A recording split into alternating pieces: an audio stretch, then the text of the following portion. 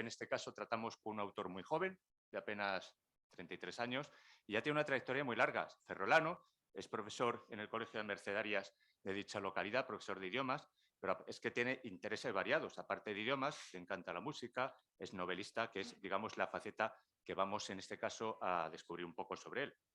Inicia su carrera literaria con la primera parte de la trilogía El siglo de acero en el año 2016, o sea, que hace apenas 5 años. Y en esas pues, narra las aventuras de Martín de Alvega y Alfonso Duarte el Portugués, que fueron soldados de los tercios españoles. Como saben, estamos implicados en la colaboración de un proyecto de monumento a los tercios españoles, que creo que se merecen esta pequeña honra por parte de nuestros ciudadanos, de los españoles en general, un mayor conocimiento y valoración de la historia de España y de las gestas que han realizado los ejércitos de España, a los que, por supuesto, la leyenda negra, como bien ha acertado a definir nuestro presidente, se ha encargado de denigrar continuamente. Es la hora y la verdad y el momento de que esa historia negra, la leyenda negra, vaya cediendo, no por una leyenda rosa, evidentemente, sino por la leyenda de lo que son las realidades. Así que, nada, pues Héctor Castro es una persona que en este sentido está dirigiendo esa recuperación de estas figuras del siglo XVII, del siglo XVI, siglo XVII, con estos personajes y ha publicado pues, esta trilogía del siglo de acero. En el año 2019 publica Días de infierno y gloria, que versa sobre la figura de María Pita y la defensa que realizó de La Coruña contra la Armada inglesa. Y al mismo tiempo es una obra que le valió en su momento el premio de narrativa 31 tercios de 2020. Su última obra es la novela titulada Sol de Sangre, que trata sobre o versa sobre los combates entre españoles y japoneses en las Filipinas de finales del siglo XVI. La ha publicado este año 2021, ya estamos iniciando el 22, por supuesto, y es la que está siendo hasta ahora la obra de más éxito de crítica y público. La ponencia, que versa o se titula Acero Toledano en los mares de Asia, pues va a versar sobre el descubrimiento y conquista de las Islas Filipinas por parte de los españoles durante el reinado de Felipe II. Asimismo, de una ruta comercial que se abrió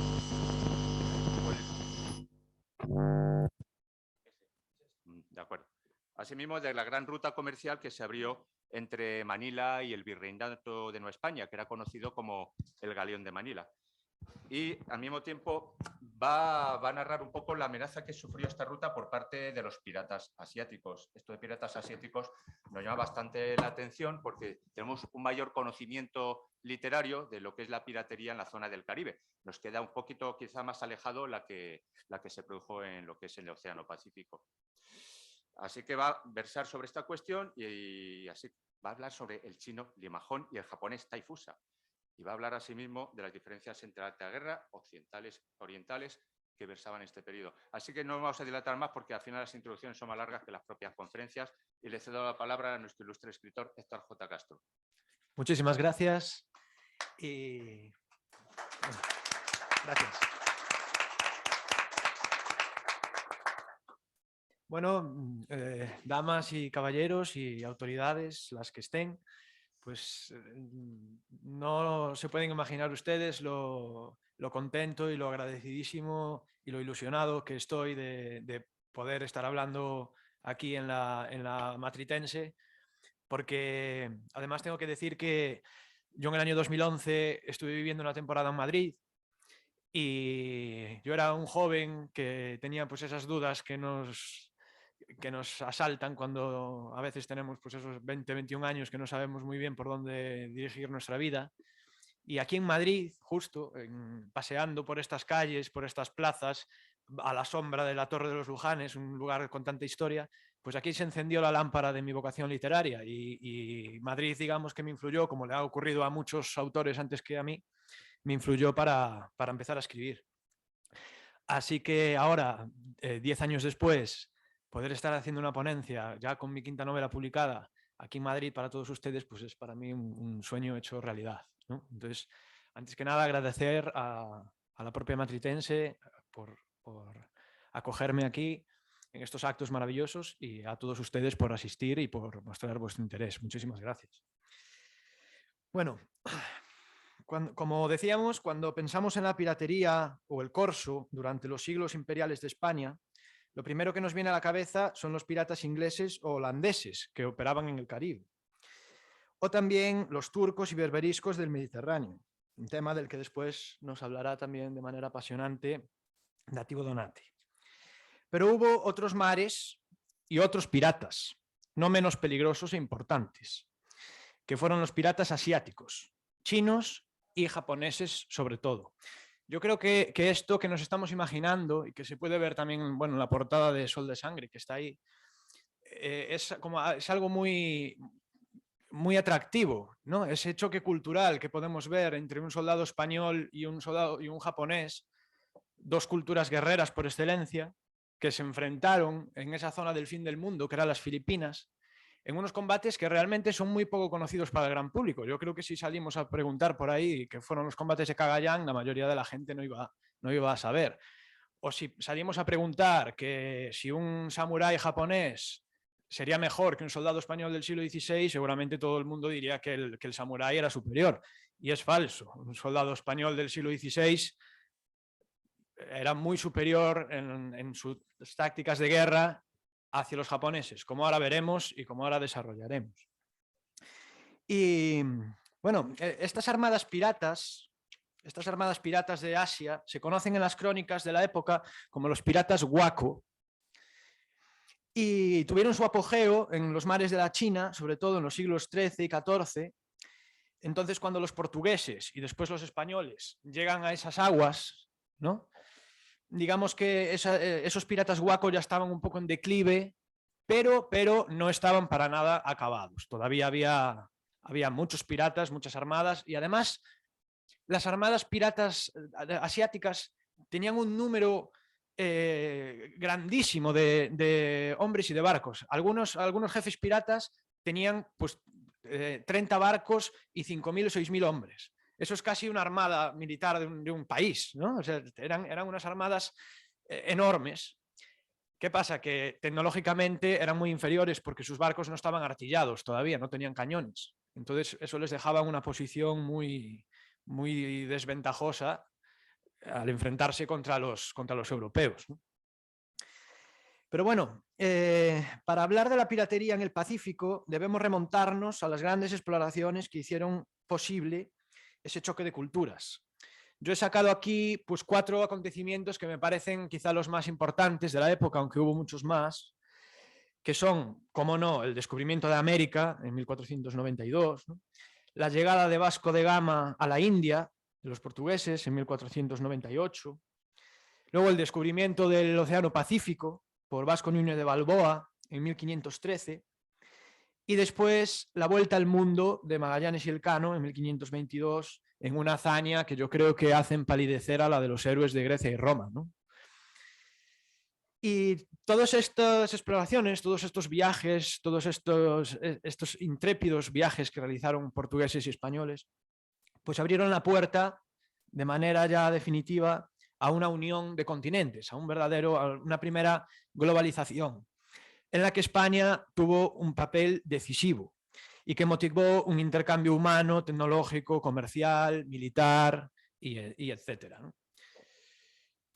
Bueno, el inicio de todo esto, los portugueses, bueno, aquí se está proyectando una imagen del Océano Pacífico, se ven los mares de China, las costas, el archipiélago de las Filipinas, en el otro lado tenemos Centroamérica, ¿no? Los portugueses y españoles comienzan a buscar en Asia, como habían hecho ya en América, regiones en las que establecerse y alcanzar nuevos mercados. Y tenían 2 objetivos principales, que eran por un lado el comercio y por otro lado la evangelización de todas esas tierras, ¿no? De hecho, tanto los misioneros portugueses, los jesuitas, como después los franciscanos y agustinos españoles, evangelizaron las islas Filipinas, China, Camboya, incluso a Japón. Incluso hubo también regiones cristianas en Japón, aunque, pues como después se supo, en Japón no cuajó la idea del cristianismo, ¿no? Japón era una isla cerrada a doble cerrojo que no quería intervención extranjera. Y los portugueses fueron los primeros en establecerse en la India y en Sumatra, formando parte del bullante comercio del Lejano Oriente, esa ruta de las especias, ¿no? que venía de la China y que era muy importante y muy interesante. Un comercio que incluía pues, al Gran Reino de la China, el de Siam, los grandes sultanatos de Asia, y la isla del Zipango, o sea, del Japón. Y en la década de 1540, España, que está en pleno auge imperial de Carlos V, no quiere quedarse fuera de ese jugoso pastel que suponía el mercado de Oriente. Y puso sus miras a instalarse en las Molucas para formar parte de ese comercio de la fuente de las especias, ¿no? Entonces, en esa década de 1540, en 1543, empiezan las primeras intentonas de navegar hasta las Filipinas, al archipiélago de las Filipinas. Esa primera intentona, por ejemplo, está la de Ruy López de Villalobos, en la que participa un joven llamado Juan Pablo de Carrión, que acordaros de ese nombre porque después lo comentaremos. Pero que efectivamente llega a las Filipinas. Hay que pensar que salió de España esa expedición. Entonces cruzaron el Océano Atlántico, bajaron toda Sudamérica hasta doblar el Cabo y después atravesaron el Océano Pacífico hasta llegar a las Filipinas. O sea, estamos hablando de leguas y leguas y leguas y leguas de océano. Un viaje impresionante. Lo que pasa es que luego no consiguieron volver. Entonces tuvieron que para no morir, claro, tuvieron que quedarse en los sitios fronterizos que tenían los portugueses en la India y después volver con los barcos portugueses que hacían la ruta toda por la costa, por la India, por el Oriente Medio, África y volver a España. No consiguieron esa vuelta, digamos que fue un poco un fracaso. Hubo otra intentona más, también desde España, pero se dieron cuenta de que ese viaje era demasiado largo, que no se podía hacer así.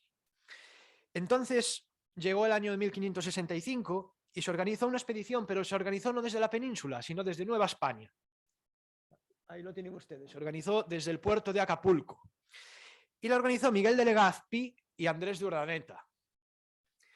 Entonces pensaron, bueno, desde aquí tenemos muchas más posibilidades de conseguir buscar esa ruta, porque no tenemos que darnos la paliza de ese viaje desde la península ibérica.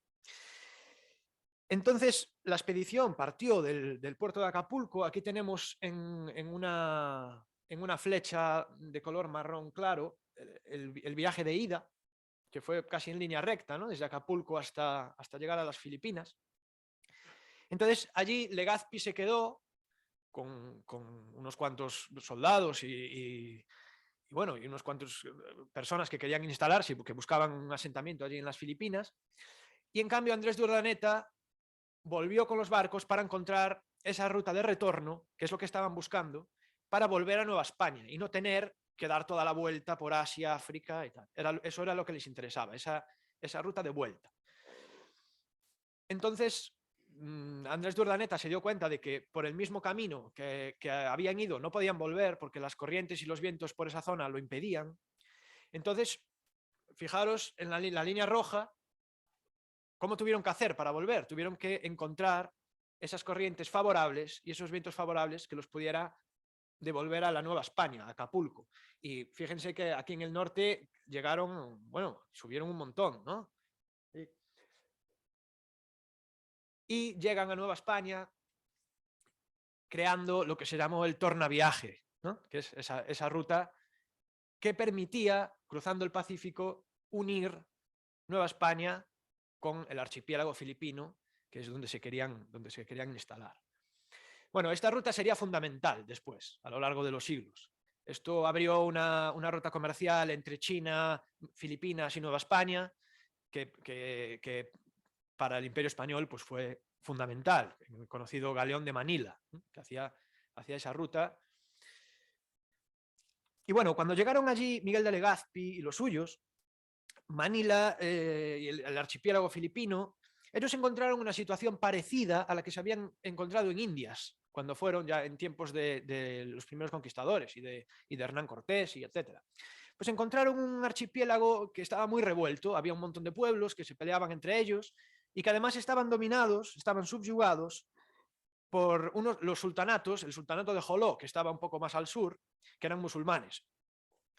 Y estos musulmanes tenían dominados a los tagalos, a los angleyes, a unos pueblos que había ahí en las Filipinas, en el archipiélago filipino, y los vendían como esclavos, y bueno, los tenían un poco así dominados, ¿no? Entonces, claro, Miguel de Legazpi utilizó la misma estrategia que había utilizado Hernán Cortés ya en su día, que se aprovechó de esta situación, entonces forjó una serie de alianzas con los tagalos y con los angleses y les dijo, bueno, nosotros os podemos ayudar a libraros del yugo de los musulmanes de Joló y a cambio vosotros os hacéis vasallos del rey de España. Entonces aquí comerciamos, creamos una ciudad, el rey de España es el que gobierna, pero vosotros pues, estáis aquí instalados con nosotros, nos llevamos bien, nos entendemos, tal cual. Efectivamente, los tagalos, los angleses, otros pueblos que había por allí, los pampangos, se alían con los españoles y expulsan a los musulmanes que había en la ciudad de Manila, que todavía no se llamaba Manila. Y los españoles se instalan allí y fundan la ciudad ya con el nombre de Manila en el año de 1571. Y sería la ciudad destinada a convertirse en la sede del comercio en este archipiélago filipino. Pero, ¿qué ocurre? ¿Qué ocurre en todas las zonas, en todas las aguas donde hay mucho comercio? Pues que hay mucha piratería. Eso siempre ha sido así en todos los mares del mundo, ¿no? Entonces, ese fue un problema en el que tuvieron que enfrentarse los españoles.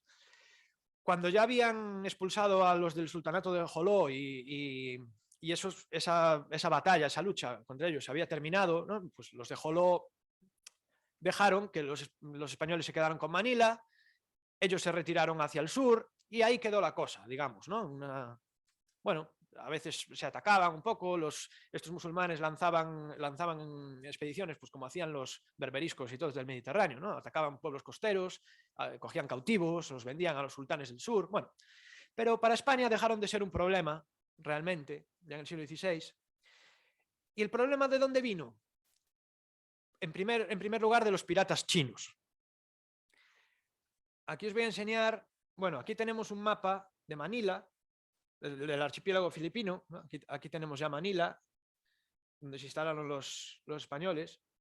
Y bueno, como verán, hay un montón de islas pequeñas y cada una tenía pues, su pueblo, sus gentes, y que algunos se llevaban bien, algunos se llevaban mal. Bueno, pues era un sitio realmente muy revuelto, ¿no? Muy revuelto y con un montón de gentes distintas y un montón de islas distintas que no tenían ningún gobierno central, ni una manera de ser común.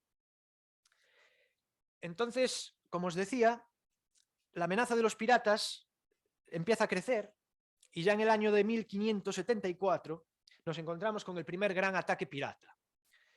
Bueno, aquí tenemos a los Waco. Esto es una representación moderna de los piratas Waco que, bueno, yo no sé si ustedes se los imaginaban así, tienen un aspecto así un poco bárbaro. A mí hasta me recuerdan un poco a estas hordas mongolas, ¿no? Tienen un poco ese aire.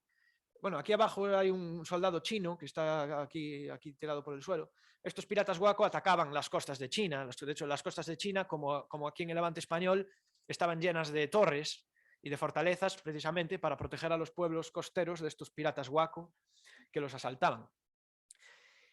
Y en el año 1574 aparece un jefe pirata que reunió más de 30 naves y 5.000 hombres, que se llamaba Limahong. Entonces, empujado por las armadas chinas que querían apresarlo, decidió establecerse en Manila. Él se dio cuenta de que el asentamiento español era muy precario todavía, llevaban 4 años allí, había muy pocos españoles en Manila.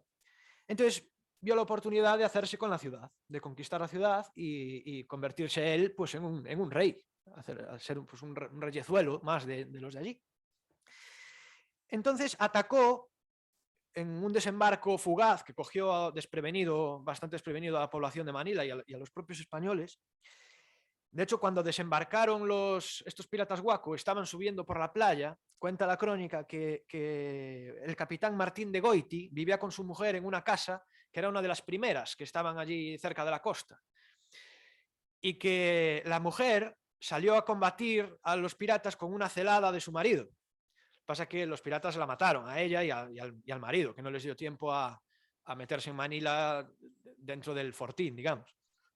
Entonces otro capitán, Juan de Salcedo, organiza a la gente que tienen allí en Manila y plantan cara, junto con los tagalos y los angleses que vivían allí, plantan cara a este pirata Limahong. Fíjense qué descripción hacen aquí de los piratas, ¿eh? Cito, dice, entre ellos pocos arcabuceros y muchos con picas y otras armas enastadas, y vestidos con sayos bastados con algodón y armaduras negras. En las cabezas sombreros de paja, y todos descalzos y con alfanjes ceñidos a la cinta. Bueno, esa es la descripción que hicieron de los hombres de Limahong que atacaron Manila, de los piratas. Luego con los japoneses tenemos otra muy parecida. Y estos defensores de Manila consiguen derrotar a las fuerzas de Limahong, consiguen expulsarlos de Manila, aunque eran muy inferiores en número. Pero bueno, los españoles se organizan con el fuego de arcabucería y un par de piezas de artillería que tenían allí, pues consiguen derrotarlos. Y este Limahong se marcha y se instala en una isleta por allí cerca. Entonces Juan de Salcedo pide refuerzos, organiza una pequeña flota, van a por él, pero Limahong huye. Huye y nunca más se vuelve a saber nada de él. Bueno, continúa el asentamiento en Manila. Manila empieza a crecer. Se construye el Palacio de Gobernación, se construye el Hospital de San Juan de Dios. Bueno, pues lo que solían hacer los españoles cuando fundaban las ciudades, ¿no? Hacían el palacio, hacían la iglesia, hacían un hospital y empezaban un poco a funcionar. El comercio con los sangleyes, que los sangleyes eran un tipo de chinos que vivían en las Filipinas, vivían en Manila. El comercio con los sangleyes bulle mucho, es muy interesante. Los chinos quieren la plata española que llega de Nueva España y venden un montón de manufacturas, de sedas, de porcelanas a cambio de esa plata. Entonces se crea un comercio muy, muy fuerte y muy interesante. Entonces, desde la gobernación de Manila no dejan de pedir más gente, que venga más gente, que venga más gente desde Nueva España, porque ven que es muy interesante mantener esa sede del comercio que era Manila. Y en el año 1582 ocurre otra cosa. En el año 1582, bueno, aquí hay otra ilustración de otro pirata. Esto es un soldado chino matando, porque le está dando una estocada ahí en el pecho, a un pirata guaco. Aquí tenemos otro pirata guaco. Este seguramente japonés. Y en el año 1582 empiezan a producirse otros ataques de barcos piratas, en este caso piratas del Japón, dicen que vienen del Japón, y que empiezan a atacar barcos al norte de las Filipinas, en esta parte que pone Luzón, aquí en el norte, no sé si la ven ustedes, ahí arriba, ¿no? Pues en esa zona, unos piratas japoneses comienzan a atacar embarcaciones y pueblos costeros de allí. Entonces el gobernador de Manila se alarma muchísimo porque no quiere que le pase, que ocurra otra vez como lo de Limahong, ¿no? Que haya un jefe pirata que reúna un montón de hombres y un montón de naves y se le ocurra atacar Manila. Entonces este gobernador se apresura a organizar una expedición para atajar la amenaza de este jefe pirata japonés que tiene por nombre Taifusa. Bueno, aquí tengo más ilustraciones de estos piratas del Japón, así es como los conocen en las crónicas españolas, piratas del Japón o piratas japones, es como los llaman. Y iban en estos juncos, aquí tengo una representación moderna y aquí una antigua, de cómo eran estos juncos piratas, aquí los podemos ver. Y como vemos, tenían un concepto muy rudimentario del arte de la guerra, ¿no? Atacaban con arcos, con lanzas, y los barcos no estaban artillados. Yo al menos no encontré ninguna representación, ni antigua ni nueva, en el que tuvieran cañones en sus barcos.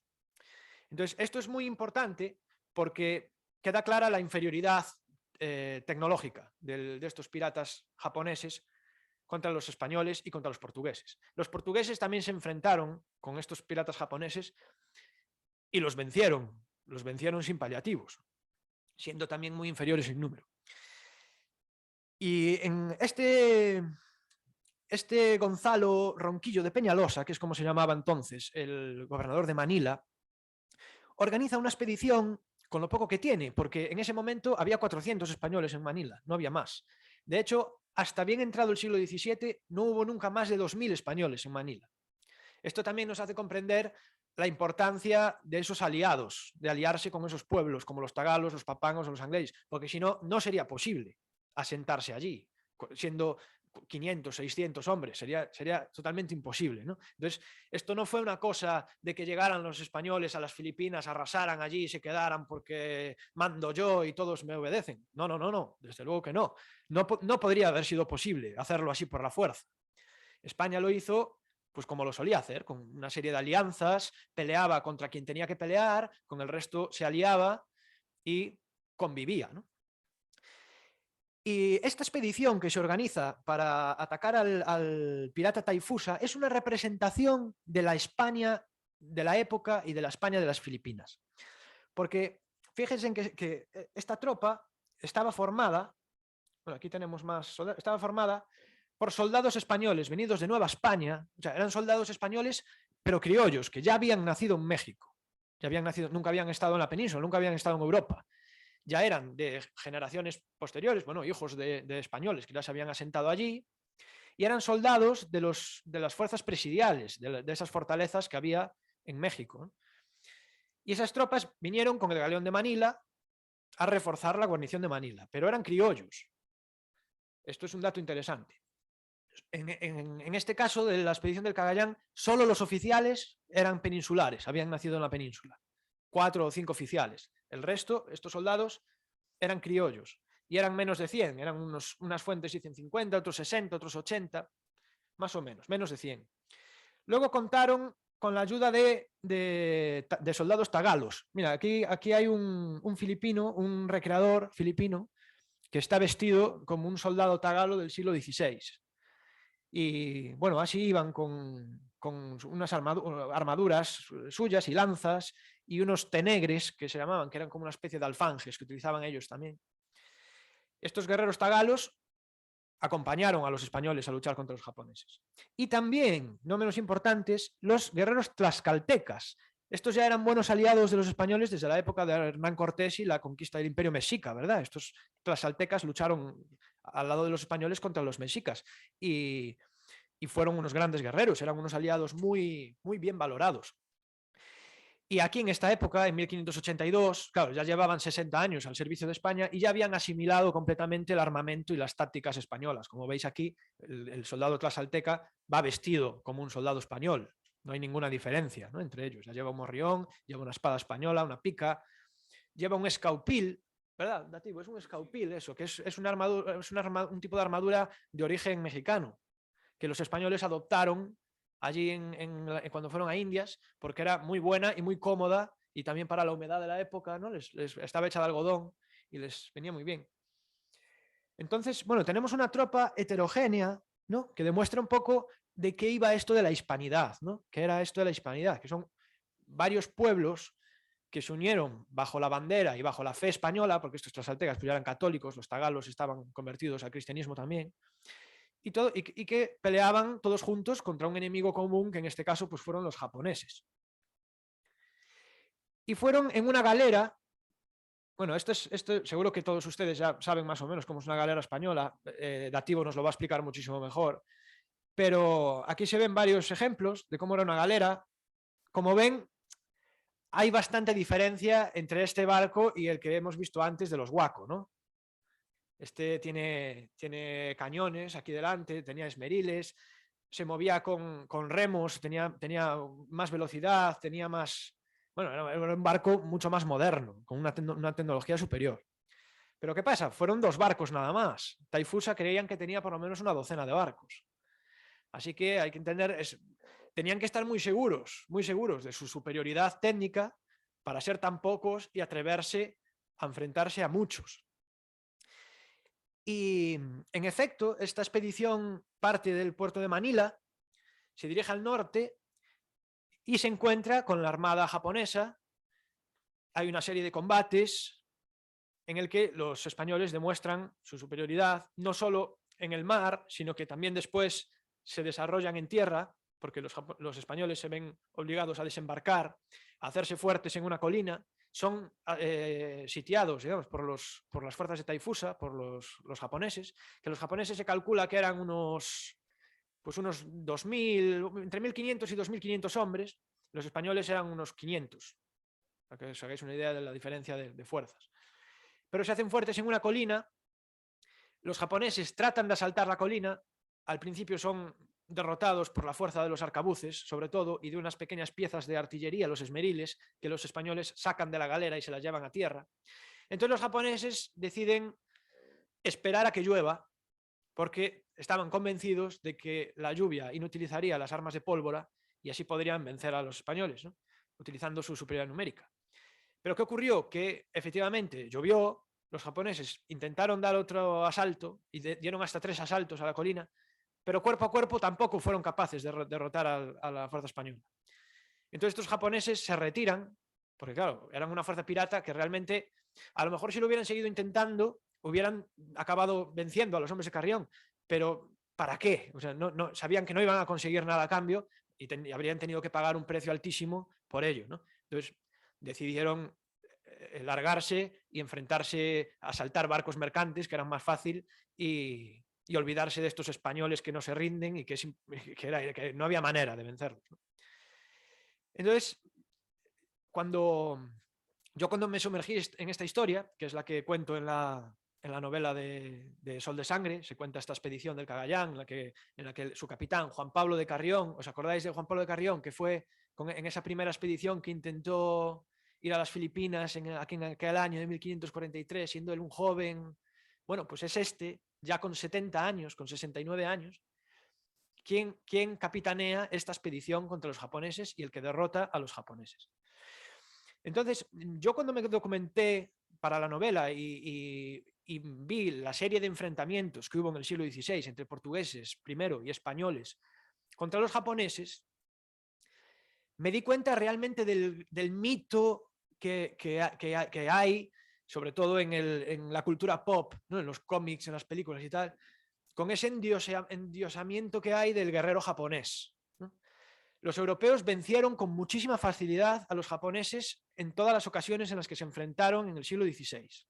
Es más, el capitán Pessoa, portugués, en el puerto de Nagasaki venció personalmente a 2 guerreros japoneses, a espada, a dos guerreros que esos sí que eran samuráis, porque estos del Cagayán no eran samuráis, eran piratas, ¿no? Pero los portugueses sí que se enfrentaron a samuráis de verdad y los vencieron. Y de hecho es muy interesante también el dato de que, por las crónicas te puedes dar cuenta, estos piratas guaco eran más peligrosos que los samuráis. O sea, eran más peligrosos. ¿Por qué? Porque Japón, al ser un país tan cerrado, los samuráis eran grandes guerreros para enfrentarse contra otros samuráis, pero no conocían a ningún otro enemigo. No tenían poder de adaptabilidad, no sabían enfrentarse a ningún otro enemigo más allá que ellos mismos. En cambio, estos piratas guaco sí que salían de Japón, se enfrentaban a chinos, a camboyanos, a veces a portugueses, cosas así. Entonces se iban adaptando mejor, estaban más adaptados a enfrentarse a nuevos enemigos. Incluso se dieron cuenta de la importancia de las armas de fuego, porque enseguida empezaron a comerciar con los portugueses y empezaron a hacerse con arcabuces, con mosquetes, con pequeños cañones, porque se dieron cuenta de que el futuro de la guerra estaba ahí. De que eso de asaltar con lanzas y con espadas y con arcos, pues que eso se quedaba atrás. Pero es que en el Japón del siglo XVI todavía se peleaba así, peleaban igual que en el Japón feudal. ¿Y cuál es la otra prueba definitiva, yo creo, de la superioridad española frente a la japonesa? Yo creo que la prueba más definitiva de todas es que a partir de 1600 todos los señores de la guerra japoneses empezaron a comprar armaduras hechas en Europa, en España, los que la podían pagar, pero también en Milán o en Alemania, y empezaron a hacerse con picas y con arcabuces y con cañones y a pelear a la manera occidental. Los españoles no copiaron a los japoneses en nada. Entonces, esto es una prueba definitiva, la cultura débil siempre copia a la fuerte, nunca es al revés. Entonces, este rasgo de por qué los españoles vencieron con tanta facilidad a los japoneses, yo también creo que es precisamente por ese poder de adaptabilidad que tenían, que era inigualable, nadie lo había hecho y nadie lo volvió a hacer, yo creo. Solo hay que pensar que en el siglo XVI, y no hablo de las grandes figuras, no estoy hablando de Don Juan de Austria ni del gran capitán ni nada, un soldado español normal, tampoco todos, pero hay soldados anónimos que presentando su hoja de servicios pues, de 20 años de servicio, 30 años de servicio en las armadas del rey, pues a lo mejor esa persona había peleado en África, había peleado en América, había peleado en Europa y había peleado en Asia. Se había enfrentado con berberiscos, con turcos, con venecianos, con franceses, con holandeses, con ingleses, con cientos de tipos de indios, con camboyanos, con chinos o con japoneses. Y los había vencido a todos. Yo creo que ningún soldado de ningún ejército de la historia del mundo puede presentar tales credenciales. Y eso yo creo que es algo para sentirnos profundamente orgullosos. Bueno, muchísimas gracias y espero que os haya gustado y que si tenéis alguna pregunta...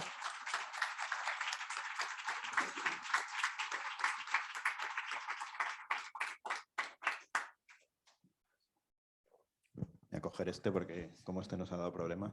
Bueno, muchas gracias, Héctor. Ha sido bueno, un final épico, ¿eh? Muy bien.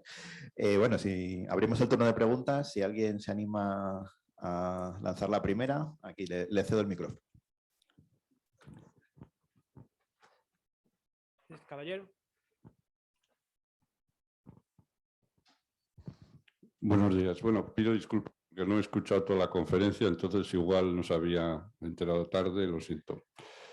Pero antes de estos episodios que estaba contando el conferenciante, me gustaría comentar que yo, por lo que tengo entendido, hubo antes muchas tensiones entre portugueses y españoles. Los españoles llegaron tarde y los portugueses tuvieron muchas, bueno, la polémica con el contrameridiano después del acuerdo de Tordesillas, etcétera. Ellos estaban muy mosqueados hablando en lenguaje popular de que llegaran allá los españoles porque entendían que iban en contra de los intereses de Portugal.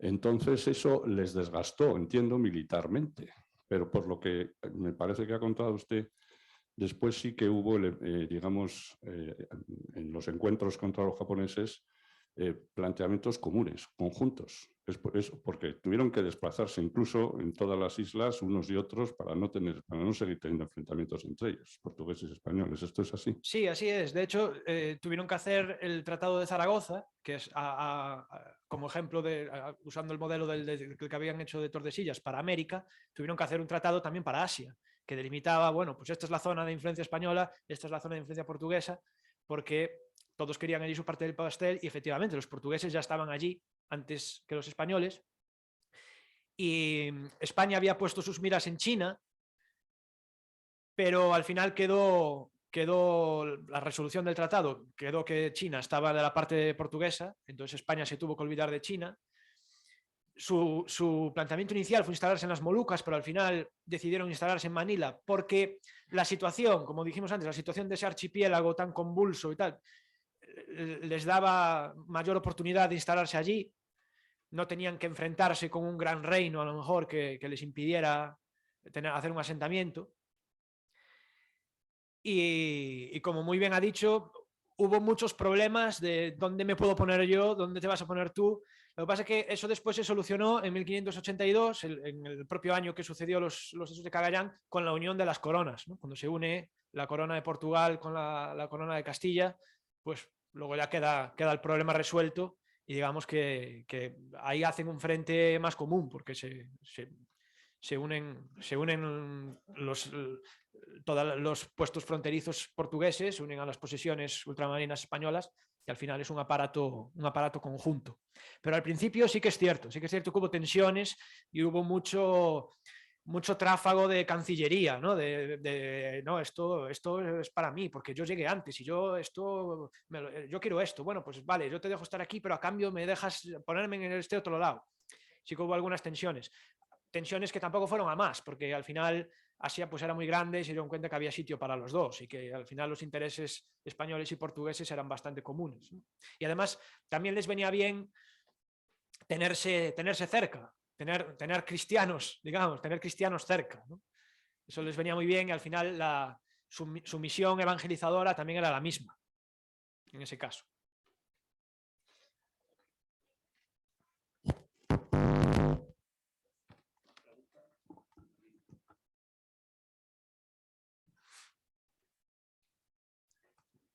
¿Alguna pregunta más? ¿Se animan ustedes? ¿Algo que quieran saber? Bueno, yo les animo a todos, si quieren descubrir bien y por lo menudo lo que ocurrió, al lector curioso le digo que puede sumergirse en Sol de Sangre, y ahí yo espero que se anime, que lo disfrute muchísimo y que verá que es realmente una aventura fascinante. Es una aventura fascinante.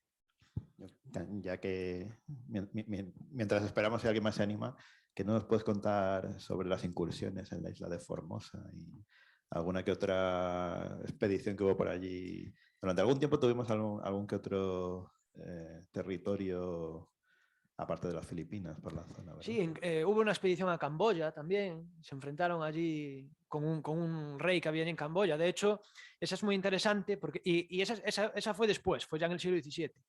Pero esa es muy interesante porque los españoles llevaron a japoneses de mercenarios en esa expedición. Llevaron japoneses de mercenarios y se enfrentaron con un rey que había allí en Camboya, que les atacó con elefantes. Los españoles no se habían enfrentado con elefantes jamás. Esos españoles no los habían visto. Y de hecho al rey ese lo matan de un arcabuzazo. Consiguen dispararle. Además, en la crónica es muy gracioso como lo cuenta el capellán de la expedición, que dice que el rey venía muy envalentonado, un elefante, porque un brujo que tenían le había hecho allí un hechizo de protección, y dijo, pero le dimos un arcabuzazo y no le sirvió los hechizos que traía.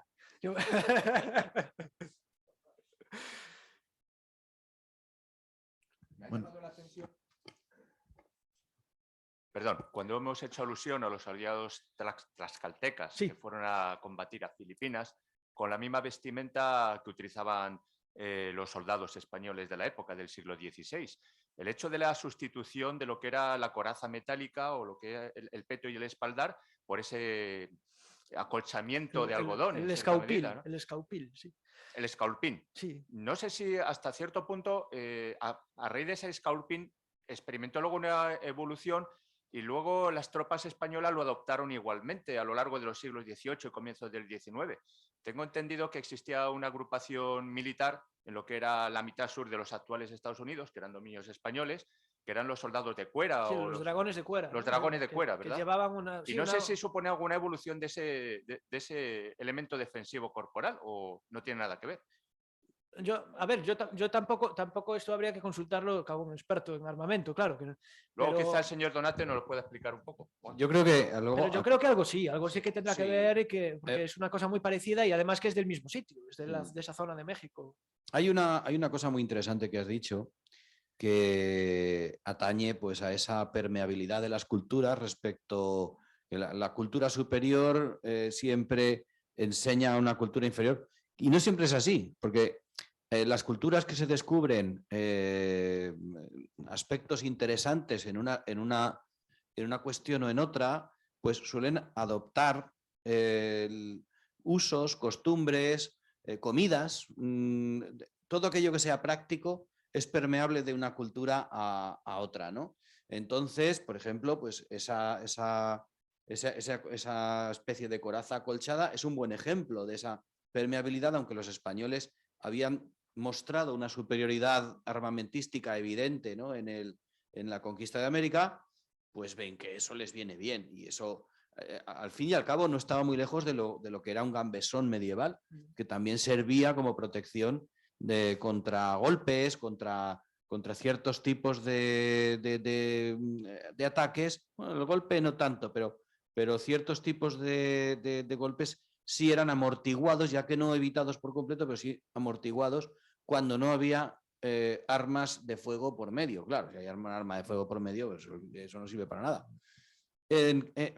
Entonces, ese intercambio armamentístico o intercambio como digo, en comidas o en modos de navegar, o las galeras estas no se las llevaban desde aquí, las hacían allí. Sí, eso en los astilleros de Cavite. Claro. Las que fueron a Cagayán las hicieron allí. Sí, y no eran tan aparatosas o tan bien acabadas como las mediterráneas. Aparte que allí el mar tiene otras